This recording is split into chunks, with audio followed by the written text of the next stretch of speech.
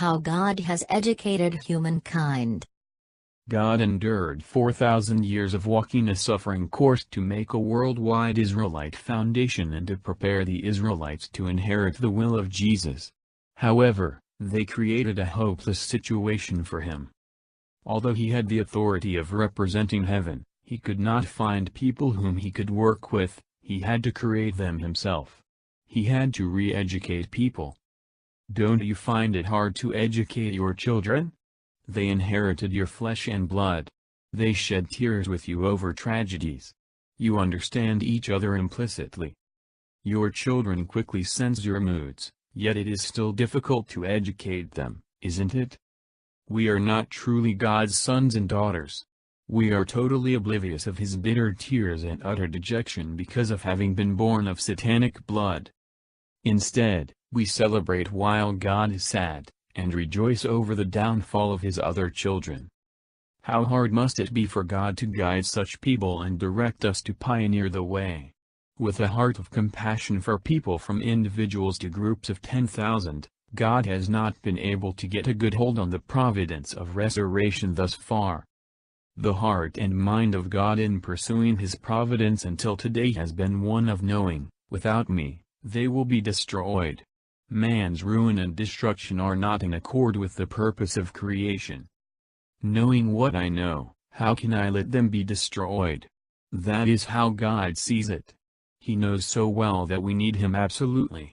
That's why he has been heedless of his own historical suffering that he had to undergo in striving to educate us. That is God's situation.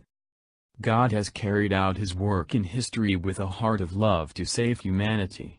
Because his motivation to save us has been love, he had to educate people about love more than intellectual knowledge, external truth, the workings of society or the world. When God teaches us, he surely must do so focusing on what is most essential. When God created the cosmos, he loved us from the position of our parent.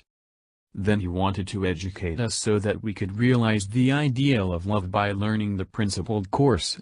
Had we become mature, God wanted to tell us, you now become the masters of the cosmos in the role of parents and teachers. Forever. God originally wanted us to be the masters of the cosmos. From what point do religious leaders start their missions? They do not start from the horizontal level. Jesus did not say, I'm going to trust my own Father and start my mission. His mission was not based on his human father and mother. It started with God, surpassing his physical mother and father. That is what is so great about it.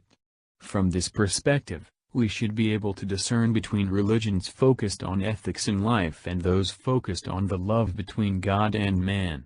You should understand which is more important. To redeem this world, God has been educating people through saints and religions. It is not easy to realize and practice goodness in the evil world. Holy righteous people were sacrificed for that reason. The road to truth is one of self-sacrifice, working your fingers to the bone. It is the way of giving unconditionally. When children are born, they are not born right away as brides and bridegrooms, but as children to be educated by their parents. What can parents teach their children? They should not just impart knowledge, but also teach them how to love. Can they teach this by quarreling in front of them? Love cannot be found in strife. Education should focus on unity. We require education concerning God's love. What is its origin? Man is not its source. God being their parent, Adam and Eve should have learned about love from him. From where would Adam and Eve derive and develop their standard of value? It would be from God's education in love. Until when would they have learned about love? Until they could understand all the values God had to teach them. That means until they had reached maturity, they should have received and grown in parental love. Descendants of the fall, however, could not receive such education, except insofar as the restoration has progressed. You can only receive education on earth and live by it until you go to the spirit world. If you do not receive such an education on earth, you are in big trouble. If Adam and Eve had completed their education, what would God have done for them? In the same way that I love you so much, Adam and Eve, you must love each other with much deeper love than my love for the two of you. That must have been how God commanded them. Then, how could Adam and Eve love each other more than God had ever loved them? They had to have reached full maturity to love each other. That is the only way. God exists in one body. He exists as the subject of the dual characteristics.